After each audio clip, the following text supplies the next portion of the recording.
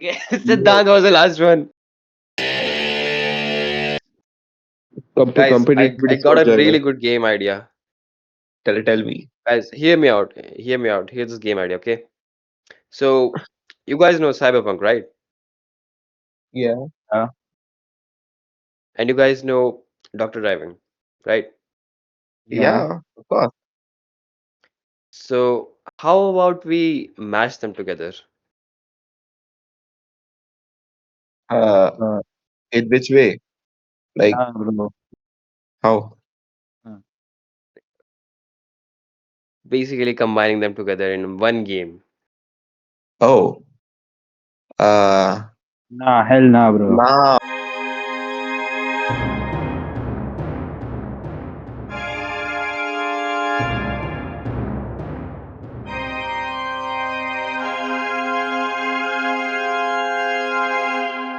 Now, listen carefully, okay? I am gonna be doing the level design and the NPC cars.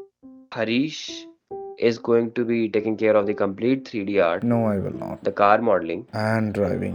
Siddhant will take care of the road generation logic and optimization of the game, and Parth will handle the complete UI UX of the game, the design and the whole UI aesthetics. He will take care of that. In the beginning of this project, I got assigned with making the car. For that, I took inspirations from multiple places. First of all, the game Cyberpunk 2077. I also asked AI about how the car should actually look like, and it gave me this. So I couldn't really bring myself to do anything of this sort. I thought of moving forward with the reference 3D model that I took from Sketchfab and just adding cosmetic changes on top of it. It would be really easy to do that, at least that's what I thought, but turns out it wasn't. I started losing my sanity to nail the aesthetics, but in the end, It doesn't even matter. I just gave it to Harish, or else I would have flatlined myself. Hello there, I'm Harish, the idiot who's gonna model the player car. I looked at the models that Divyansh gave me. It didn't make any sense. Whoever did this model knew what they were doing. The shapes were right, they were at the correct proportions, they matched the actual car, but didn't care to connect the shapes properly. I mean, you don't have to connect the shapes. You could just leave them as separate objects. But why join them and leave them unconnected? I would never understand that. We cannot legally put this model in a video game. Plus, we are Unreal Dev.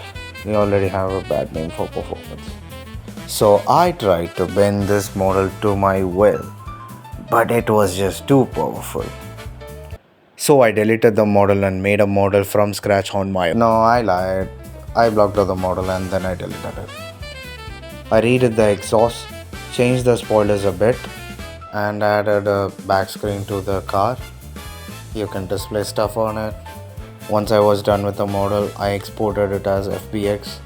I imported it into Instamat because I'm too broke for substance. I tried my best to follow the same color scheme as the original car.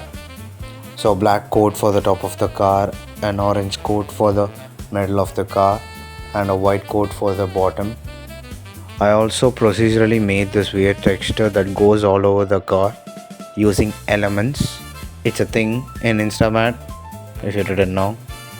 Seriously though, this is a great software. I love it. This is my first time using it, and no, this is not sponsored. But we would love to be there. Come on, Abstract, sponsor us. Then I imported the textures and the model into Unreal. Would you believe me if I said that was the easiest part?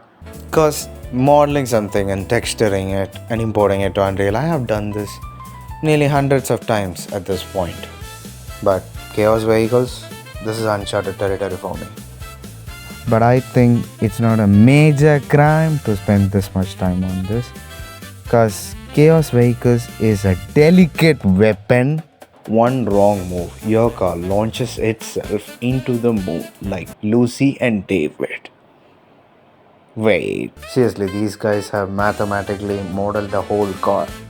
You can mess with the differentials and transmission. I don't understand any of that. Cause I really like to stay at your house. Okay, I'll stop. Finally, somehow I made it work. The car was running like a car. And I also added a lolly on the back screen. While Big Boy Harish was rebuilding the car, Siddhant was supposed to be building the road system. So hey guys, I'm Siddhant. I made the road generation, the game objective system, and I did overall optimization of the game. Firstly, I looked over the internet like if I wanted to generate something which is infinite, I have to use something like a PCG. I didn't want to use that PCG thing, okay? Like I just want to make my own. I think I used only two blueprints. One was at a intersect and one was in the main road. It was just like Legos, like how we connect roads in Lego cities. So yeah, so after like maybe I kept a probability system after a main road, there's a 70% chance for intersection, 30% chance for another main road to pop up. So for this, we made like a grid system, like a randomly generated grid system, and what I did to like I used the location of the car, and I took that location as seed for my probability basis to generate an intersect or a main road. So I used like an array system. Like I used a queue where I'm continuously adding road and I'm deleting road. So I used that methodology. That was that was very chaotic. I don't want to go through that, but that was pretty chaotic. Yeah. So that was with the road generation thing.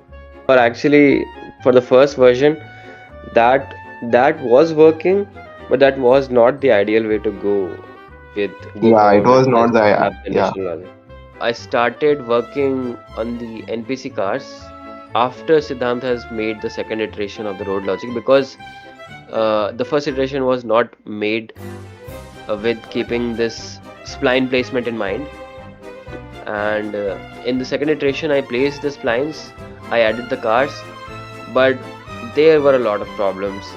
So, one of the problems was the cars were stacking up somewhere around the map. Whoa, hey. I caught you in 4K. I caught you in 4K. Another problem was I couldn't really tweak the dimensions of each car individually. So, one of the cars was Godzilla. So I scratched that car, and after that I worked on the level design sort of aspects. So, making the levels as good looking as I am, and then trying to nail the aesthetics of Cyberpunk while keeping DrDriving in mind. And I think I did a pretty good job. I made a lot of assets by myself. I did the hologram material. The barricade was also like completely made in Blender and an Unreal Engine. And then nailing the aesthetics, like adding the fog, doing the Niagara system for the rain, because I wanted to achieve a rainy sort of environment. I added a Niagara system where it appears as if it's raining around you. And initially, I attached that rain Niagara system to the road blueprint, but Siddhant told me that it's not the ideal way to do it. So we attached it to the actual car itself. So it's not raining throughout the whole map, it's just raining above the car, and wherever the car goes, it starts Yeah, raining. this is how developers trick you.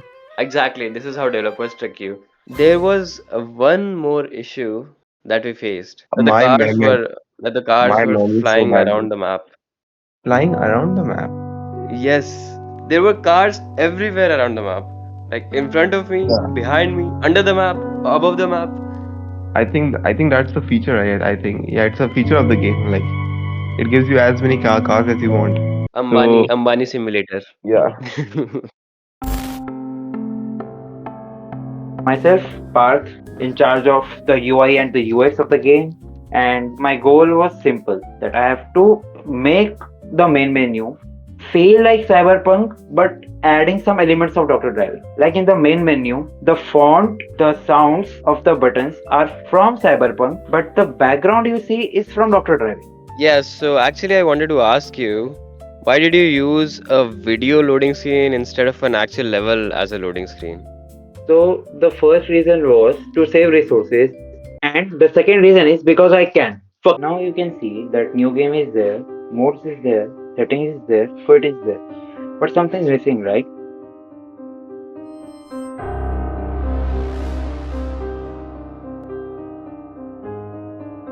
Yes, the loading screen.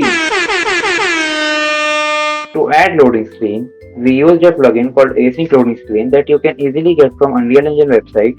Add to your project, add your loading screens to the plugin, and boom,